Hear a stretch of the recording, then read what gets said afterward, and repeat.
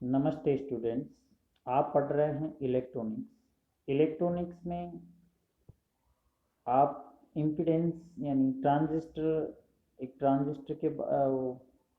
के बारे में पढ़ रहे हो। उससे कैसे सर्किट बनाया जाता है, उसमें विभिन्न उसके पार्ट है, उसके बारे में हमने पढ़ा कि निवेशी प्रतिबाधा क्या रहती है। अब हम आज पढ़ेंगे निर्गत प्रतिबाधा के बारे में। निर्गत वोल्टता और निर्गत धारा का अनुपात निर्गत प्रतिबाधा कहलाता है, यानी Z0 बराबर V2/I2। समीकरण 3 से V2 का मान रखने पर जो V2 है वो रहता है -I2RL। तो हमने यहाँ पर V2 की वैल्यू पुट कर दी, तो उससे हमें Z0 बराबर I2 से I2 कट गया और Z0 बराबर -RL आ गया। इससे पहले की वीडियो में आपने जो सर्किट देखा है वो उसमें दे रखा था कि RL क्या है, कहाँ पर ये जुड़ा हुआ रहता है। तो ये सब उस डायग्राम में आप देख सकते हो। और ये भी आपको पता है कि जो प्राचल समीकरण है I2 बराबर HF I1 plus H0V2, B1 बराबर HI1 प्लस HR V2, यानी जो प्राचल की समीकरण रहती है उसमें आउटपुट में जो करंट है और इनपुट में जो वोल्टेज है उसको इस रूप में हम लिख सकते हैं। वो हम कैसे लिखे वो पीछे के वीडियो में आपको बताया था मैंने। यदि प्रारंभिक वोल्टता B1 बराबर BS बराबर 0 है तो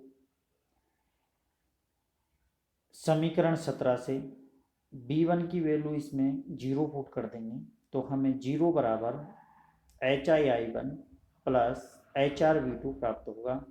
उससे HI1 बराबर -HR V2, I1 की वैल्यू बराबर -HR V2/HI।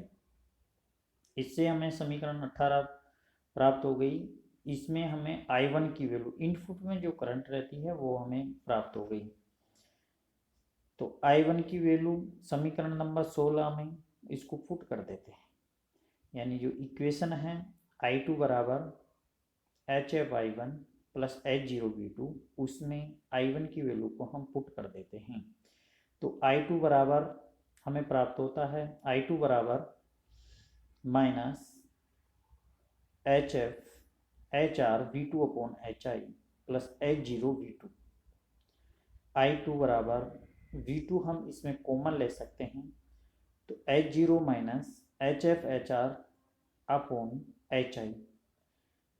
तो इस इक्वेशन को इधर लेके जाते हैं तो V2/I2 हमें इक्वेशन जो है वो प्राप्त होती है, उसकी वैल्यू हमें प्राप्त होती है V2/I2 बराबर 1/H0 माइनस HF/HR/HI, जो कि एक निर्गत प्रतिबाधा कहलाती है।